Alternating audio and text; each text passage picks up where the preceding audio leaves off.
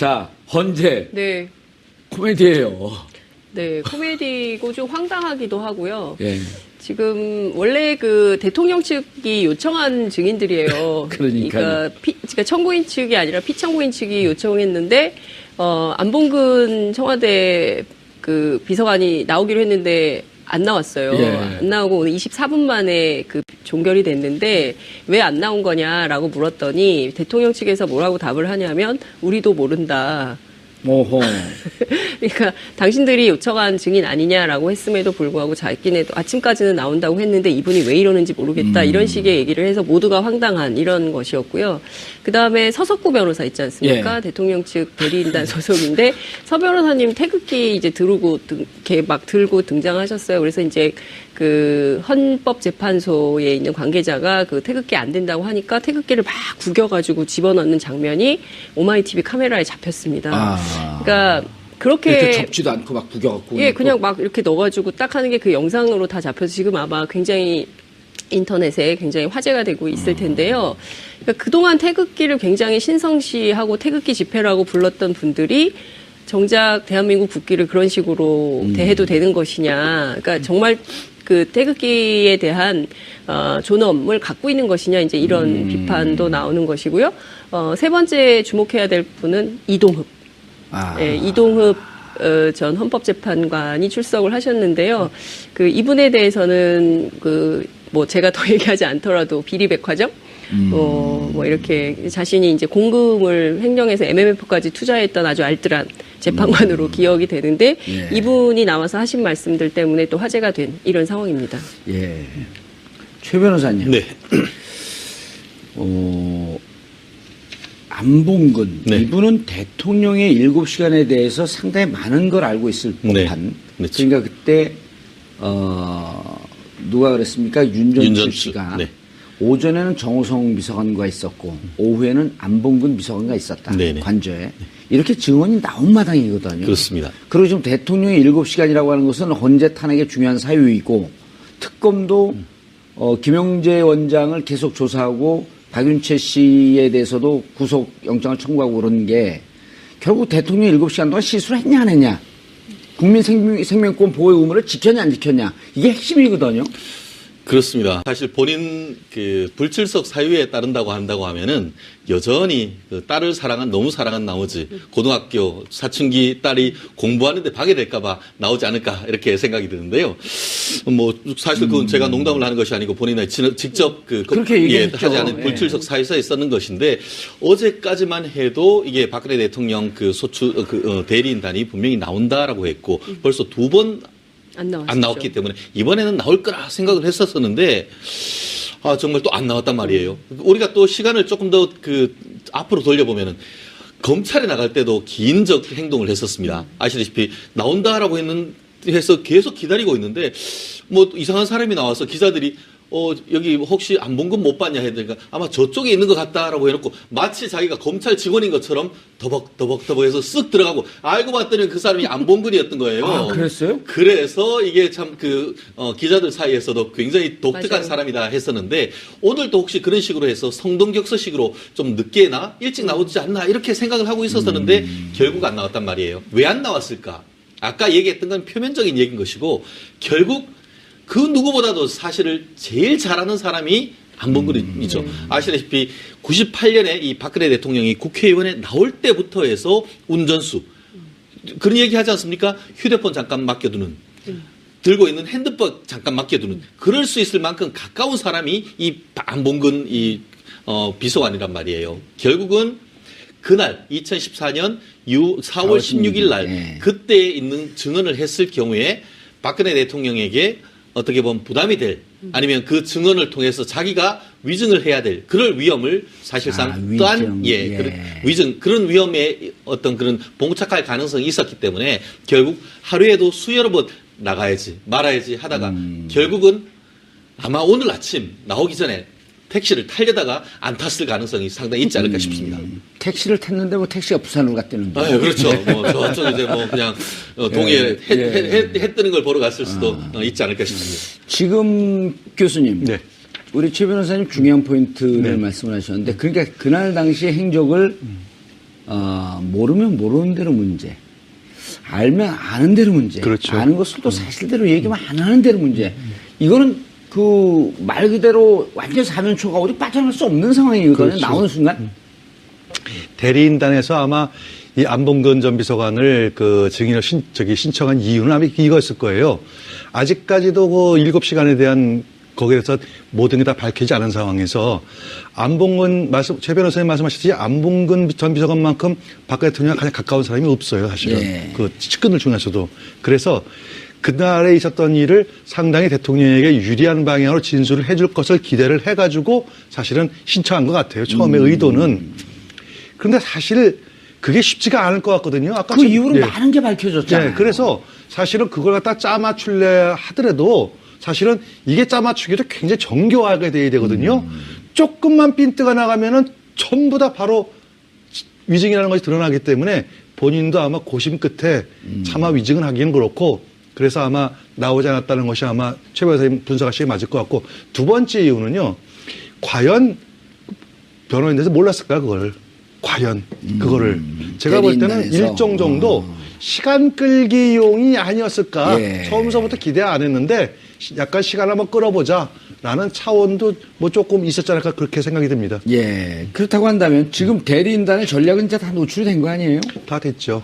예. 할 수 있는 것은 그 반론할 수 있는 것보다도 오히려 뭐 고용태 녹음 파일을 증거로 채택하자 2천 건이나 되는 거 네. 이렇게 하고 본인들이 신청한 증인들이 지금 무더기로 안 나온 거란 말이에요. 그렇죠. 그럼 이제 대통령 대리인단에서 쓸 수 있는 전략이라고 하는 것은 진실 규명을 통해서 탄핵을 기각시키는 것이 아니라 무조건 시간 끌기 전략밖에 없다. 이렇게 볼 수 있는 거 아닌가요? 현재는 저는 뭐 그거 외에는 지금 뭐 아까 우리 장 국장님 말씀하셨듯이 이동욱 변호사가 예. 이제 새로 합류되고 해가지고 저 강일원 그 주심 재판관 말씀하셨듯이 이제 조금 뭔가 좀 되는 것 같다라는 기대가 것은 된다. 그 동안에 가만히 보니까 대통령 측 탄핵소 대리인들이 하는 스타일이 정말 법리적이고 본인들에게 유리한 것들을 계속 추궁을 해가지고 솔직히 말해서 그중에 몇 분은 좀 봐주고 싶은데 봐줄 건덕지가 없었던 거예요, 지금까지. 그러니까 이제 이동욱 씨가 좀 오면은 조금 나아지지 않을까. 요만큼이라도 좀 개전에 뭘 해줄 수 있는 변명거리를 만들어줄 수 있지 않을까. 아마 그거밖에 그런 기대를 했던 것 같아요. 다만 그럼에도 불구하고 지금 상황에서는 너무 많이 모든 게 너무 많이 나왔어요. 너무 많이 나왔죠. 네, 너무 많이 네. 나왔고 그다음에 제가 전에도 말씀드렸듯이 이 헌재 재판이라고 하는 거는 일정 정도의 정치적인 의사가 담겨 있다고 봐야 됩니다. 형사재판처럼 이것도 공자 앞에서 문자 쓰네. 형사재판은 철저히 증거 위주로 판결을 하게 돼 있지만 제가 알기에 헌재재판 제가 듣기에 예. 헌재재판 어느 정도의 그 정치적인 견해가 들어간다고 그래요. 그래서 그걸 볼 때 더 이상 어떤 뭐 결과를 뒤집기는 좀 어려울 것 같고 다만 그럼에도 불구하고 한 가지는 시간을 좀 끌어서 3월 13일 좀 넘겨보자. 뭐 이 전략은 좀 있을 것 같습니다. 예, 알겠습니다. 변호사님, 이동욱 변호사를 뭐 아는 분들은 많이 알겠지만 재판관 출신 아니에요? 그렇습니다. 헌법재판소 재판관 출신이죠. 예. 6년 임기를 다 채우고 나왔죠? 그렇습니다. 이명박 정부 때에 그 6년 동안 했고 실제로 이분 같은 경우에는 법원에 계실 때에도 수원지방법원장을 하고 법원에 계신 판사들 중에서도 가장 논문을 많이 쓴 분이었습니다. 어허. 근데 제 그 경북고등학교 나오셨는데 그 같은 아주 친하신 분이 물어봤습니다. 이 많은 서면을 어떻게 이렇게 다 쓰시냐 했더니만 이게 글 열심히 쓰시면 그게 상당히 또 경제적으로도 도움이 된다.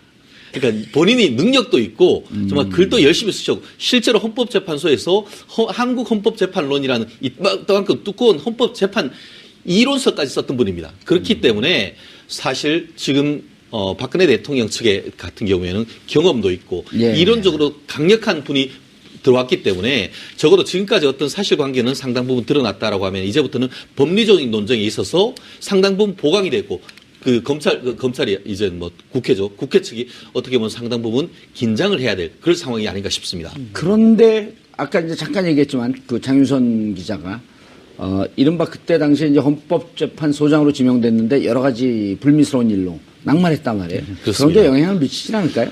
사실 지금은 뭐 그것이 문제가 될 건 아니죠. 사실 그때 같은 경우에는 특정 업무 경비 쉽게 말하면 업무를 위해서 한 월 한 4, 500 정도 되는 것인데 예. 그거를 개인적으로 유용했다 이건 것인데요. 사실 지금까지는 그거를 특정 업무 경비라고 했지만 사실상 주머니 돈이 쌈짓돈 그렇게 했는데 어쨌든 법적인 어떤 잣대를 했을 때는 그것이 정당성은 없는 것이죠. 예. 그렇기 때문에 그때 낙마를 겪었고 변호사로도 거의 1년, 2년을 활동을 못했습니다. 그러다가 왜냐하면 그 문제가 돼서 했기 때문에 저도 이제 대한변협 대변인으로 할 때에 결국 그와 관련해서 업무상 횡령 문제로 해서 고발이 되었고 그 부분이 최종적으로는 무혐의 결정은 됐습니다. 그렇지만 그것이 어떤 논란이 법조인의 되고 있을 그렇죠 때. 윤리적인 문제가 있었기 때문에 서울지방변호사하고 대한변협이 받아주지를 않았습니다. 그래서 변호사 그렇습니다. 그래서 한 2년 정도 변호사를 음. 못했었습니다. 알겠습니다. 어쨌든 이번에 예. 새로 왔는데 그와 같은 것은 변론으로 어쨌든 박근혜 대통령 대리인단으로서는 사실 유일한 헌법재판관 출신 변호사이기 때문에 지금 박근혜 대통령으로서는 사실 지금으로서는 뒤로 돌아서 그냥 한숨 그래도 돌리는 그런 상황이기 때문에 어쨌든 이 현 상황 속에서는 양측 다 긴장해야 되는 그런 상황이면 틀림없습니다.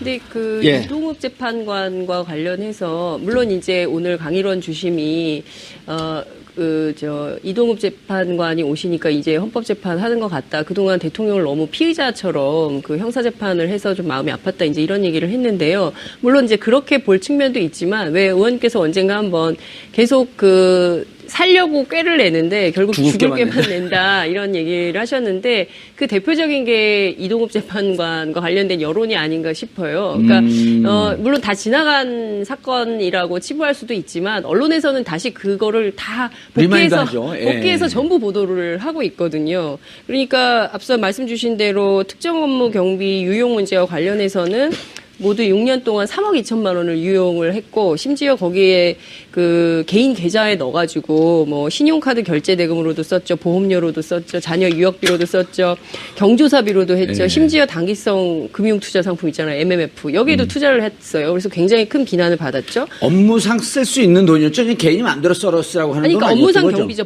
재판에 쓰라는 공금이에요, 공금. 공금을 이제 그 쌈짓돈처럼 그냥 막 쓴 거죠. 쉽게 그리고 얘기해서 그 취재 비용 나는데 그거로 나 막 밥 사주고 그러는 게 그런 돈인가요? 아니, 의원님 밥 사주는 거는 취재 비용으로 할 수 아니, 있는데. 만약 그렇게 한다면 그거 가능해요? 이를테면, 그럼요. 오. 의원님 밥 사드리고 이런 거는 취재 활동. 취재원이니까 내가. 예, 아하. 취재원이니까 되지만 이를테면 뭐 제가 개인적으로 뭐 신발을 사신었다거나 뭐 이걸 취재할 때 가지고 필요하죠. 신발 신고 뭐 뛰어다니는 딸 일이니까. 뭐 등록금을 냈다거나 뭐 이러면 이제 그건 문제가 되는 거죠. 그리고 이제 해외 출장을 그 6년의 임기 동안 남들보다 곱하기 3을 갔어요.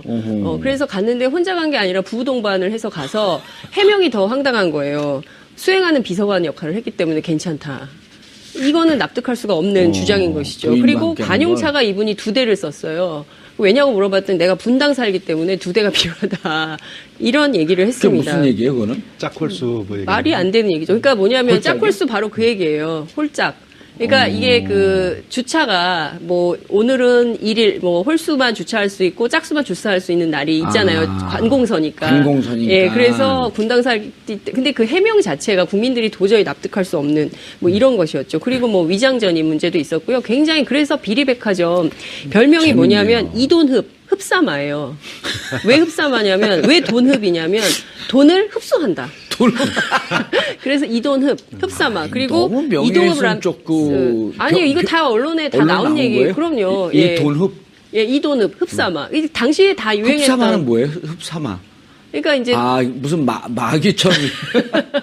연사마, 흡사마, 사마. 연사마의 어떤 연사마 막 이런 릴런 거죠. 거죠. 예. 연사마. 그러니까 돈을 근데 이제 상당히 흡입이 네. 많아요. 근데 이 사건 같은 경우에는 지금 시민단체에서 고발을 했고 실제로 굉장히 오래 검찰이 가지고 있다가 무혐의 결정은 했는 겁니다. 예. 무혐의 결정을 했는데 결국 이제 그 공직자 특히 법관으로서의 어떤 윤리적 측면에서는 예. 사실 비난을 받는데 법적으로는 어쨌든 무혐의를 받았고 법 위에 헌법 위에 있는 게 있잖아요. 국민감정법. 그렇기 때문에 근데 아까 제가 말씀드렸듯이 지금부터는 그 국회에서도 좀 그 긴장을 해야 된다는 것이 나오자마자 정말 한 방을 했습니다. 무슨 말씀이냐면은 헌법재판 이 국회 측에서 소추 이유를 쭉 썼는데 예. 이게 왔다 갔다 한다. 도대체 우리가 무슨 소리를 하는지 몰라가지고 우리가 방어하기가 쉽지가 않다. 그러면서 박근혜 대통령 탄핵한다는 그 사유가 헌법 몇 조인지 이것을 밝히다라고 하면서 구체적인 얘기를 했는 게 이게 탄핵 이유 중에 헌법 46조를 대통령이 위반했다라고 얘기를 했는데 46조가 뭐냐?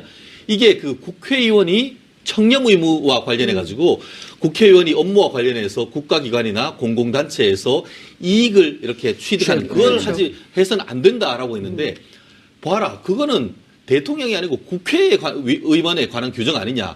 그거를 대통령한테 경강부회해야 한다는 게 그게 말이 되느냐. 이런 식으로 해서 하나하나 굉장히 법리적으로 해서 지금 이걸 다투고 있는 모습을 법정에서 변론을 했습니다. 그렇기 때문에 아까 제가 말씀드린 대로 앞으로 이거 뭐 개인적인 변호사의 어떤 그런 흠집 이런 부분은 판사들이 보지를 않습니다. 결국 그와 같은 서면을 통해서 보기 때문에 지금 반박하고 있는 것에 대해서 권성동 법사위원을 비롯해서 국회 소추단은 그와 같은 내용을 잘 반박해서 재반박할 수 있는 그런 부분이 있기 때문에 앞으로는 사실관계가 어느 정도 드러났다라고 한다고 하면은 최후 변론 내지는 이 종합준비서면에 법리적으로 얼마나 설득력 있게 재판부를 설득하느냐 이거 녹록한 거 아닙니다. 예. 굉장히 중요한 부분이었습니다. 그런데 그렇다고 한다면 시간 문제는 어떻게 될 것 같아요? 시간 문제는. 시간 문제. 시간 문제는 시간 문제죠. 말씀. 결국 이 부분에 있어 가지고도 사실 아니 이동욱 재판관 변호사가 와서 상당히 중요한 의미가 사실 있습니다. 아니 그러니까 논리적으로 따지는 부분을 애시당초 왜 이렇게 대리인단이 하지 않고 이제서야 재판관 출신을 그렇습니다. 보면서 왜 이제서야 논리를 따진다라고 하는 것이 그렇습니다. 그렇기 때문에 이건 마치 저 때와 비슷한 입장인데요. 예전에 한명숙 전 총리 같은 경우에 대법원의 정치자금법 위반으로 해서 대법원이 선고기일을 정했는데 이거 추가적으로 변호사를 선임해가지고 하니까 또 선고기일을 연기해준 때가 있었어요. 그러면서 왜 그렇게 했냐 했더니만 이런 사건에서 추가적인 변호사 선임을 한다고 하면 할 경우에는 변론할 기회를 주는 것이 통상적이다. 통상적 사실 별로 아니거든요. 아니죠. 예. 그때 그렇기 때문에 굉장히 사법부가 욕먹은 것이 있는데 그와 마찬가지로 어떻게 보면 정관 변호사잖아요. 그렇죠. 헌법재판소에 지금 이정희 재판관님하고 같이 일했던 사람을 선임했다는 것은 그런 전관을 이용해서 시간을 늘리려고 하는 의도 상당히 그 부분이 좀 걱정되는 부분도 일 수밖에 없는데 결국 사실관계는 지금 고영태 엑스파일 내지 고영태 녹취록을 통해서 증인을 더 추가를 하고 법리적인 부분은 이거 아직까지 뭐라고 아까 말씀드렸듯이 우리가 잘못한 것이 아니고 탄핵 소추단에서 법리 자체가 제대로 설립이 안 됐기 때문에 그거 제대로 밝혀라. 그럼 그때 가서 우리가 다시 한번 반박하겠다. 이렇게 해버리면은 말씀하신 대로 지금 앵커께서 말씀하시는 대로 조금 시간이 늘어질 위험이 있기 때문에 이 부분에 대해서 어떤 식으로 재판 이정미 대행께서 이 소송 절차를 정리를 하실지 정말 이번 길 아마 진행하고 있을 텐데 오늘 마지막 어떤 식으로 증인 채택을 할지 정말 중요한 시간이 아닌가 싶습니다. 이 교수님. 근데 중요한 게요. 지금 29건의 녹취 파일 중에 29건을 증거로 채택을 했잖아요. 예, 했어요. 자, 이제 여러 가지가 충돌을 합니다. 29건을 채택을 했고 그다음에 이제 현재 나오고 있지 않는 증인에 대해서 오늘 일단 안봉근 증인 채택 철회했단 철회했어요. 말이에요. 그래서 증인에 대해서는 장난치는 부분이 혹시 느껴진다면 철회할 뜻을 비췄고 또 하나는 23일까지 최종 서면 입장을 내라라고 이미 선언을 했거든요. 그렇죠. 그리고 난 다음에 지금 변호사가 들어왔단 말이에요. 대리인이. 그렇죠. 예. 그럼 어떻게 보시죠? 그래서 저는 일단 아까 법리적으로 예를 들어가지고 새로운 이 하시는 분들 사이에서 새로운 변호사가 들어오면 그분에게 어떤 변론할 기회를 주기 때문에 기일을 좀 연기할 수도 있다라는 그게 상식은 아니라 그랬잖아요. 저도 똑같이 봅니다. 설사 이동욱 재판관이 들어왔다 하더라도 한 건 한 건 맞아요. 저도 아까 유심히 봤는데 헌법 46조를 갖다가 들이대면 그 얘기를 하면서 이거는 국회의원에 관한 얘기인데 그걸 왜 대통령에게 적용했느냐. 법리적이 잘못했다라고 하는 그 부분은 정말 맞는 얘기인데 그러면서 하나를 더 얘기한 게 뭐냐면 이제 대통령에 대해서 이런 얘기를 하셨죠. 대한민국과 결혼했으니까 좀 따뜻한 마음으로 좀 봐주자라는 좀 감성적인 부분도 호소를 했어요. 그거는 조금 아닌 것 같아요. 글쎄. 그래서 저희가 제가 그런 얘기를 좀 하는데요. 저희가 흔히 하는 말로 죄는 미워하되 사람 미워하지 말자 그런 얘기지 않습니까? 우리가 인간 박근혜를 우리가 재판하는 게 아니잖아요. 그렇죠. 예. 대통령 박근혜가 과연 대통령직 그렇죠. 대통령직 박근혜를 그걸 갖다가 저희가 이제 문제를 삼고 헌재에서 그걸 얘기하기 때문에 이렇게 감성적인 얘기를 나왔다는 것 자체도 약간 이동욱 새로 변호인데 합류하신 분이 좀 미스가 아닌가 오히려 거꾸로 미스다. 왜냐하면은 최 변호사님 하신 말씀대로 계속 법리적으로 나가면은 사실은 헌재에서도 야, 이거 법리적 문제가 있는 모양이다 하고 한 번 더 생각하기 때문에 시간을 끌 수가 있는데 이렇게 감성적으로 나가면은 그건 뭐 의미가 더 이상 없지 않냐 이렇게 볼 수 있지 않을까요? 이게 네. 바로 태극기 집회를 향한 메시지일 수 있는 것이죠. 잘 생각해 보세요. 뭐라고 얘기했냐면은 부양할 자식도 없이 대한민국과 결혼했다고 할 정도로 애국심이 있는 사람인데 따뜻하게 시선으로 보여주지 않느냐. 이거는 태극기 집회에서 그대로 나오고 있는 얘기인 겁니다. 그렇죠. 이거는 그렇기 헌재 재판관들한테 한 얘기라고 보기에는 좀 그렇죠. 어렵죠. 결국 예. 일단 우리가 변론을 하다 보면은 3분의 2는 법리적인 걸 얘기하고 3분의 1 정도는 어떻게 보면 이른바 코칭한 얘기를 그렇게 했는데 이 부분은 사실은 이 여론전 이런 예. 점을 염두에 둔 발언인 것 같은데 예. 적절했는지 여부에 대해서는 뭐 본인들 스스로 책임지는 거 아니겠습니까? 네. 그렇죠. 두 가지를 좀 유념해서 봐야 될 것 같은데요. 우선 헌법 46조 국회의원과 관련된 조항이 이것이 국회의원만 특정해서 한 것이라고 보기는 어렵고 실제로 공직자의 청렴 의무에 해당하기 때문에 그러면 국회의원은 청렴해야 되고 대통령은 청렴 의무가 없냐 이렇게 볼 수는 없는 거 아니냐는 거죠. 그래서 이 문제와 관련해서는 아마도 소추인단, 청구인단 측에서도 충분히 준비를 하고 있었던 내용으로 저는 알고 있고요. 또 하나는 이동욱 재판관이 나와서 한 얘기는 오로지 애국심 하나로 사심 없이 평생을 살았다. 조국과 국민에게 헌신해온 피청구인에게 이럴 수가 있냐라는 이제 일종의 주장인 것인데요. 사심 없이 살았다는 대목을 굉장히 강조를 했습니다. 무슨 얘기냐면 이 모든 내용, 이 스캔들은 고영태 씨와 최순실 씨 간의 이 무슨 불륜 속에서 만들어진 문제인 것이고 이것이 대통령하고는 아무런 상관이 없다. 고영태가 오래전서부터 기획해왔던. 그렇죠. 그렇죠. 그렇기 때문에 이것은 대통령하고 상관없기 때문에 따라서 뇌물죄와 관련해서 헌법재판소의 이 탄핵 심판을 받을 예. 이유가 없는 거다라고 항변을 하고 있는 건데 실제로 이 문제는 형사재판에 가서 다퉈봐야 되는 문제인 것이죠. 정말 사심이 있었는지 없었는지는. 근데 그 예. 문제와 여기 헌법재판소에서 대통령직을 수행할 수 있는 인물이냐 아니냐 이것을 판단하는 것은 좀 별건으로 봐야 되는데 이걸 묶어서 통칭하려고 했었던 측면이 있다. 알겠습니다. 고영태 녹음 파일이 2,000여 개가 나왔는데 이건 어떻게 찾은 건가요? 근데 낸 건가요? 그렇습니다. 저도 이 부분이 상당히 의문인데요. 예, 이거 어떻게 보도가 안 돼 있어요? 어떻게 나왔느냐 하면은 지난번에 고영태가 예. 최순실 씨 형사재판에 나왔지 않습니까? 예. 그 재판에서 이것이 나왔는 겁니다. 그런데 문제는 이 모든 것을 검찰에서 다 내는 것이 아니고 2,400개 정도 되는 것 중에 한 29개 정도. 예. 그 중에 일부를 지금 냈는데 검찰과 최순실 씨 변호인단이 기록을 다 볼 수 있지 않습니까? 예. 보니까 이거 뭐냐? 이렇게 된 것이죠. 그렇게 해서 그 내용이 나온 이후에 이 헌법재판소에 있는 박근혜 대통령 소추단에서 예. 그 헌법재판소를 통해서 다른 건 몰라도 이건 그 법원을 통해서 봐야겠습니다라고 요청을 하니까 그걸 채택해줬고 그걸 지난주에 헌법재판소를 통해서 받았는데 그 과정에서 일부가 지금 육성 녹음된 내용이 지금 언론에 공개되고 있는데 사실 심상찮은 아마 이런 부분을 그 국회에서 이미 특히 야당 측에서 알게 돼서 그런지 모르겠습니다만 아시다시피 지난주부터 헌법재판 기각론 뭐 이런 얘기가 지금 심심찮게 떠돌면서 그 근거지가 바로 이 이른바 고영태 녹음 파일이었던 것 같은데요. 오늘 지금 그 언론에 굉장히 큰 그 후폭풍을 몰고 오고 있는 그런 사건인 것 근데 같습니다. 이제 한 가지만 제가 말씀을 좀 드리자면 이게 서울중앙지검을 통해서 헌법재판소에 제출된 2,000건의 녹음 파일인데요. 그 2,000건의 녹음 파일을 다 봤더니 나머지는 다 사사로운 것들이더라. 볼 수 있을 만한 핵심 증거로 될 만한 게 29건이다. 국정농단과 관련된 그렇죠. 29개밖에 나머지는 다 없더라. 그냥 뭐 개인적인 내용이어서 들여다볼 필요도 없는 것이고 그래서 29건을 봤는데 이게 국회 측에게 더 유리하더라는 것이죠.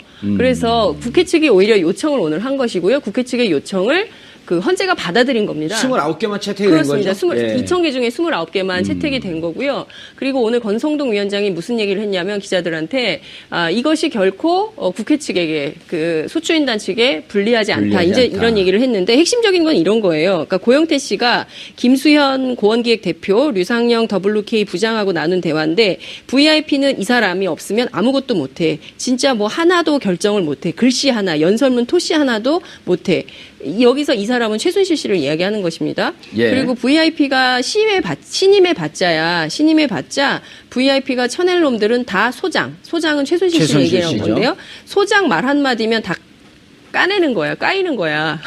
이런 얘기를 해요. 그러니까 VIP가 믿는 사람은 소장밖에 없어. 이런 내용들이 나오는 겁니다. 그러니까 이게 결국에는 그 국정농단의 실세가 누구냐, 그렇죠. 최순실 그리고 박근혜 예. 대통령하고의 연관성을 구체적으로 입증하는 또 다른 자료가 나온 겁니다. 그러니까 아무리 그 대통령 측에서 증인 증거를 들이대도 이 모든 것은 결과적으로는 국회 측에 유리한, 국회 측이라고 하긴 좀 그렇죠. 국민 측 소추단. 예, 소추단에 예. 유리한 이런 결론이 되는 최 거죠. 변호사님, 그러니까 이제 저것을 갖고 결국은 헌재가 판단을 할 건데, 네. 자, 지금 예를 들어서 뭐 우리가 저걸 이런 증언도 있다, 그 대화 내용도 있단 말이에요. 우리가 한 목에 먹기 위해서 지금 뭐 준비하고 있는데 잘 안 되고 있다. 네네. 이런 걸 보는 거에 따라서는 정말 고영태가 기획을 하고 있었나 보다. 그러니까 고영태는 또 한심하다는 듯이 이런 식으로 얘기를 해요. 술 한잔 먹다가 야 나라 뒤집어서 너 대통령이 내 국무총리 할게. 이런 농담으로 들리면 일종이었다라고 하는데 예. 제가 질문하는 요체는 뭐냐면 29개를 구분을 해보면 국회 측한테 유리한 부분도 있고 또 대통령 대리인단 측에도 유리한 증언이 있을 터인데 이 두 개의 양측의 5대5라고 봤을지라도 이 증거가 나온 게 지금 판을 뒤집을 정도의 충격파가 있겠느냐는 거예요.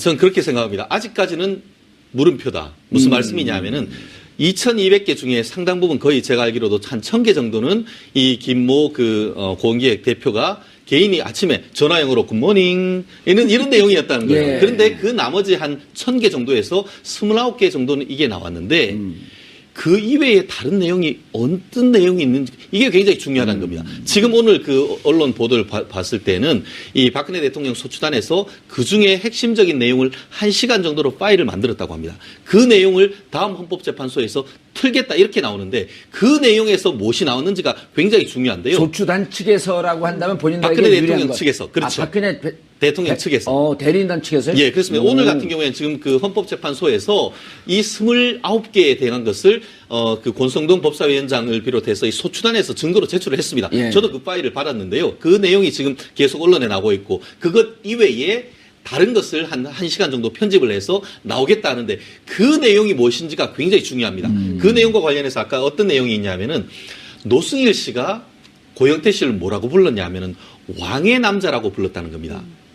왕의 남자. 왕의 남자가 무엇이죠? 왕은 여기에서 최순실을 의미하는 것이고 남자는 고영태가 되는 것이죠. 왕의 남자는 것은 왕은 허수아비고 남자가 실체다. 이런 실권을 잘하 이런 의미가 사실 있을 수 있는 점 하나. 지금 그 고영태 씨의 그 같은 한 차례 고학번 친구면서 WK의 그 직원이었던 유상영이 어떤 얘기를 했냐면은 이게 고영태를 좀 낮아봐 봅니다. 영태는 회장이 푸시하는 대로 흔들린다. 그러면서 뭘 얘기했냐면은 우리가 만든 그 메커니즘을 고영태가 잘 모른다. 이런 얘기를 했습니다. 예, 그 얘기가 나왔죠. 그래서 결국 앞으로 이 메커니즘을 이런 내용이 최순실 이와 같은 어떤 그 WK나 이런 걸 만들기 최초에 이와 같은 계획을 설립했다. 만약에 결국 녹음한 시점, 그 시점에서 이와 같은 왕의 남자니 했다라고 한다고 하면은 상당 부분 이 스케일 자체를 프레임을 다르게 만들 어떤 가능성이 있고 반면에 그게 아니고 벌써 최순실이 다 해먹고 있는 중에 가운데 들어가서 어떤 이와 같은 일들이 벌어졌다라고 한다고 하면은 그거는 이른바 찻잔 속이 태풍이 될 수 있는 여지가 있기 때문에 결국 이와 같은 계획이 언제 이루어졌는지 그런 부분이 앞으로 상당히 중요할 것 같고 말씀드렸듯이 경우에 따라서는 뭐 사실은 상당 부분 이 헌법재판소가 조금 늘어질 가능성은 여전히 남아 있는데 결국 그러한 점은 이 국회 소추단 측에서 지혜롭게 대응해야 될 그런 부분인 것 같습니다. 알겠습니다. 교수님. 네. 자, 이게 1시간짜리를 틀어본들, 네. 또 29건을 채택을 한들, 이제까지 나왔던 부분을 전체 판을 뒤집어 엎을 정도는 과연 되겠냐. 그러니까 예를 들어, 지금도, 최 변호사님이 소개한 두 개의 내용을 보면, 하나는 왕의 남자라고 하는 것을 좋습니다. 아주 긍정적으로 봐갖고, 최순실을 움직이는 남자로 볼 수도 있겠죠. 근데 이제 또 다른 내용에서는, 저 오리버리해서 우리가 귀한 거 몰라, 뭔 얘기인지, 그냥 쟤는 허수아비야. 이렇게 볼 수도 있는 거거든요. 이런 말씀을 드릴게요. 그 역사는 말이죠. 예. 필연이 지배하지만 그 계기는 우연에서 촉발됩니다. 부지하기 어려운 얘기를 쉽게 얘기하시죠. 이게 무슨 얘기냐면은 아마 지금 이제 언론에서 계속 나오는데 사실은 이 사건에 어떻게 보면 핵심을 쭉 들어가다 보면은 고영태, 최순실 사이에서부터 시작해가지고 이것들이 퍼진 거예요. 근데 아까 우리 앵커께서 말씀하셨듯이 거기에 무슨 뭐 고영태가 무슨 뭐 마약을 했든 아니면 무슨 뭐 호스트 바를 뭘 했든 사실은 그런 것들은 중요하지 않습니다. 그런 사람들에 의해서 대한민국이 이렇게 농단이 됐다는 것 그 자체 거기에 계기를 준 게 누구예요? 박근혜 대통령 아니겠습니까? 그렇죠. 네. 저는 이게 화가 나는 거죠. 아마 오늘은 헌재 재판관처럼 말씀을 하시네. 대다수 국민이 취지를 정확하게 예리하게. 예. 은자 예리 안 했습니까? 교수님이 예리하신 거죠. 내가 과거를 다 깎아요?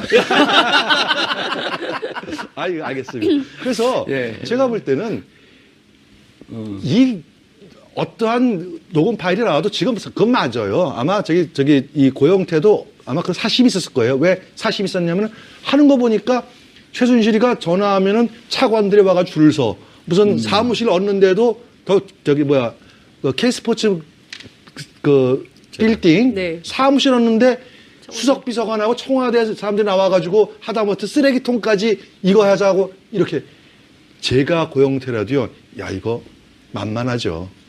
그러면 그와 같은 원인을 누가 제공했습니까? 대통령이 제공하셨잖아요. 그게 화가 나는 거죠. 왜 그랬을까? 왜? 이상입니다. 뭐 다음 기일로 연기하는 거예요? 여운이 그러니까 다음 14차 기일 때 또 나오시려고. 자, 그런데 이제 정말 대통령 측 대리인단 입장은 어떻게든지 좀 연기를 해보려고. 네. 그런데 사실 누가 보더라도 이거 빨리 끝내야 되는 거 아니에요? 인용이 되든 기각이 되든.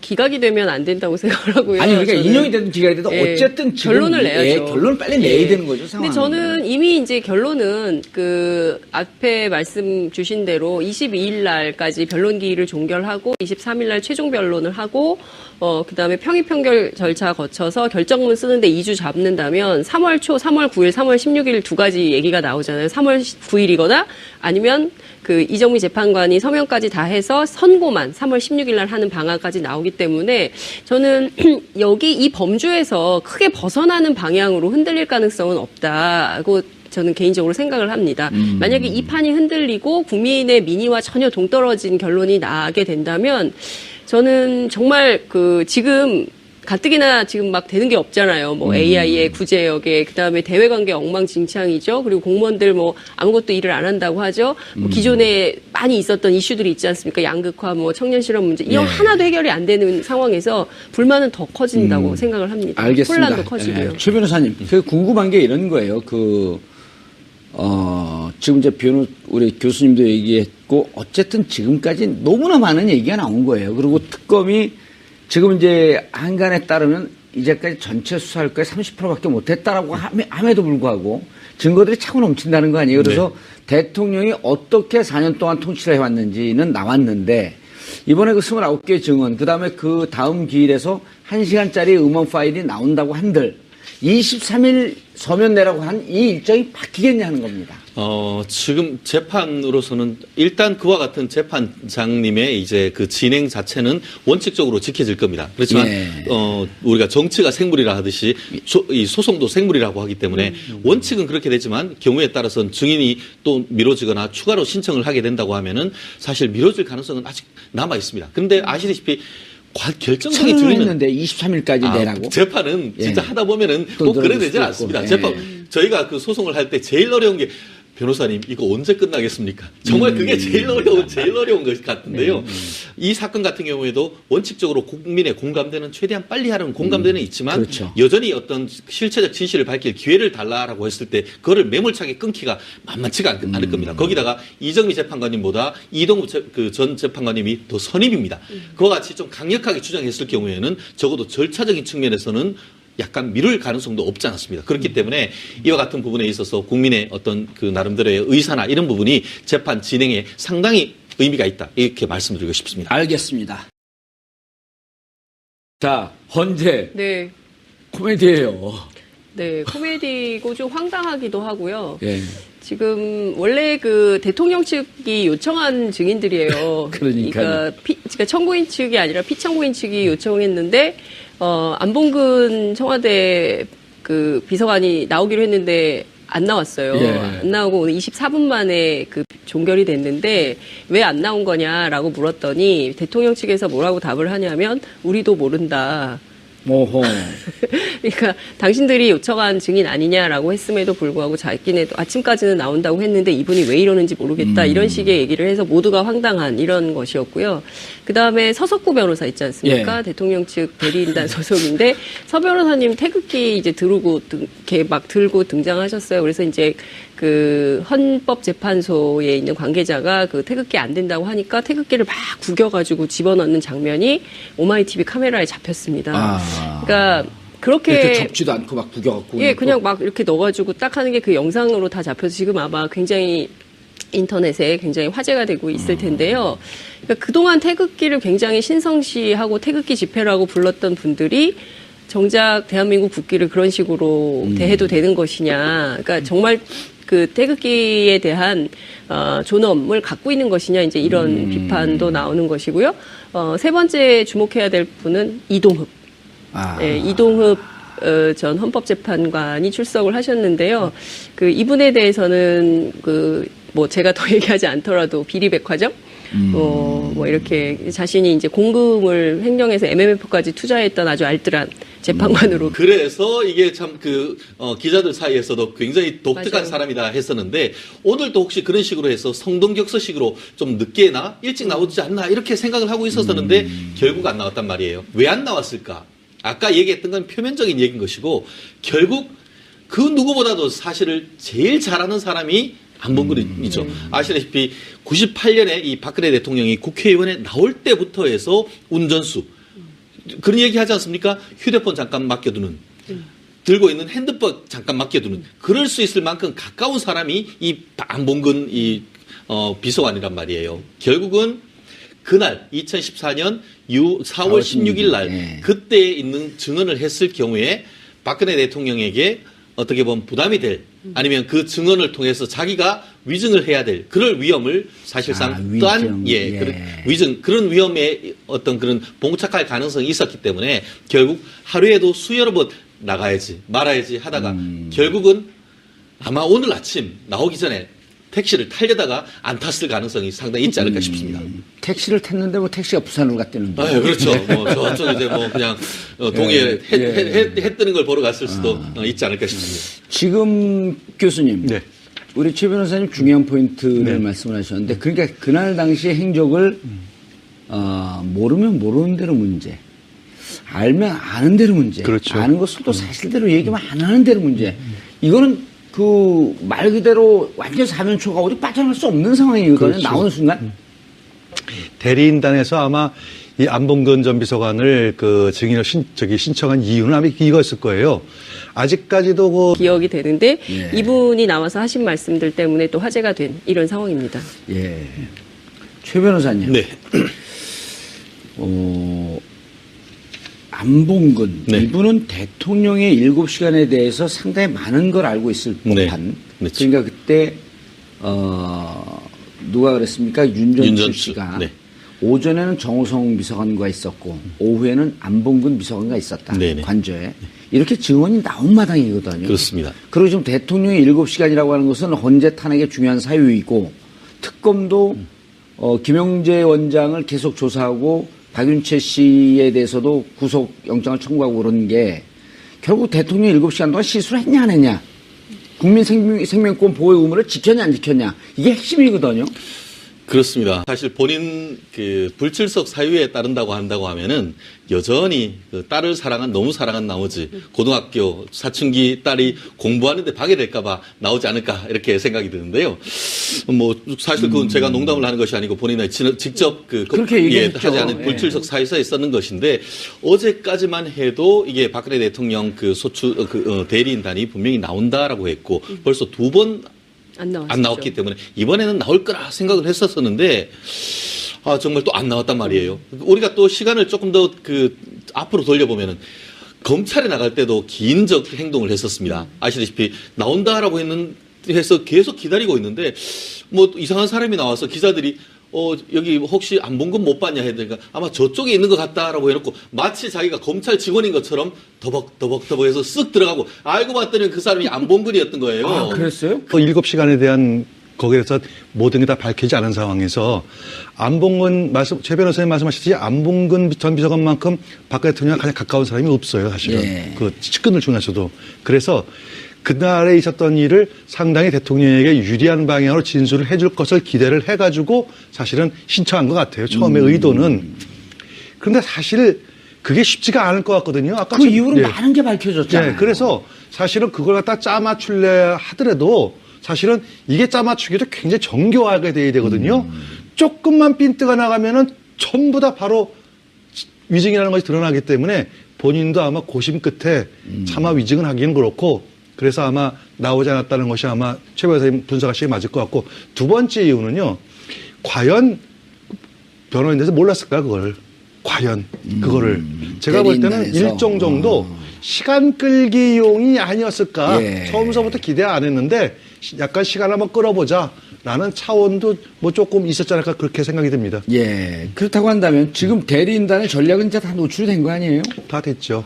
예. 할 수 있는 것은 그 반론할 수 있는 것보다도 오히려 뭐 고용태 녹음 파일을 증거로 채택하자 2천 건이나 되는 거 네네. 이렇게 하고 본인들이 신청한 증인들이 지금 무더기로 안 나온 거란 말이에요. 그렇죠. 그럼 이제 대통령 대리인단에서 쓸 수 있는 전략이라고 하는 것은 진실 규명을 통해서 탄핵을 기각시키는 것이 아니라 무조건 시간 끌기 전략밖에 없다. 이렇게 볼 수 있는 거 아닌가요? 현재는 저는 뭐 그거 외에는 지금 뭐 아까 우리 저기 장 국장님 말씀하셨듯이 이동욱 변호사가 이제 예. 새로 합류되고 해가지고 저 강일원 그 주심 재판관 말씀하셨듯이 이제 조금 뭔가 좀 되는 것 같다라는 기대가 것은 된다. 그 동안에 가만히 보니까 저기 대통령 측 탄핵소 대리인들이 하는 그 저기 스타일이 정말 법리적이고 본인들에게 유리한 것들을 계속 추궁을 해가지고 솔직히 말해서 그중에 몇 분은 좀 봐주고 싶은데 봐줄 건덕지가 없었던 거예요, 지금까지. 그러니까 이제 이동욱 씨가 좀 오면은 조금 나아지지 않을까. 요만큼이라도 좀 개전에 뭘 해줄 수 있는 변명거리를 만들어줄 수 있지 않을까. 아마 그거밖에 그런 기대를 했던 것 같아요. 다만 그럼에도 불구하고 지금 상황에서는 너무 많이 모든 게 너무 많이 나왔어요. 너무 많이 나왔죠. 네, 너무 많이 네. 나왔고 그다음에 제가 전에도 말씀드렸듯이 이 헌재 재판이라고 하는 거는 일정 정도의 정치적인 의사가 담겨 있다고 봐야 됩니다. 형사재판처럼, 이거 또 공자 앞에서 문자 쓰네. 형사재판은 철저히 증거 위주로 판결을 하게 돼 있지만 제가 알기에 헌재재판은 제가 듣기에 예. 헌재재판 어느 정도의 그 정치적인 견해가 들어간다고 그래요. 그래서 그걸 볼 때 더 이상 어떤 뭐 결과를 뒤집기는 좀 어려울 것 같고 다만 그럼에도 불구하고 한 가지는 시간을 좀 끌어서 3월 13일 좀 넘겨보자. 뭐 이 전략은 좀 있을 것 같습니다. 예, 알겠습니다. 변호사님, 네. 이동욱 변호사를 뭐 아는 분들은 많이 알겠지만 재판관 출신 아니에요? 그렇습니다. 헌법재판소 재판관 출신이죠. 예. 이 6년 임기를 다 채우고 나왔죠? 그렇습니다. 이명박 정부 때에 그 6년 동안 했고 실제로 이분 같은 경우에는 법원에 계실 때에도 수원지방법원장을 하고 법원에 계신 판사들 중에서도 가장 논문을 많이 쓴 분이었습니다. 어허. 근데 제 그 경북고등학교에 나오셨는데 그 같은 아주 친하신 분이 물어봤습니다. 이 많은 서면을 어떻게 이렇게 다 쓰시냐 했더니만 이게 글 열심히 쓰시면 그게 상당히 또 경제적으로도 도움이 된다.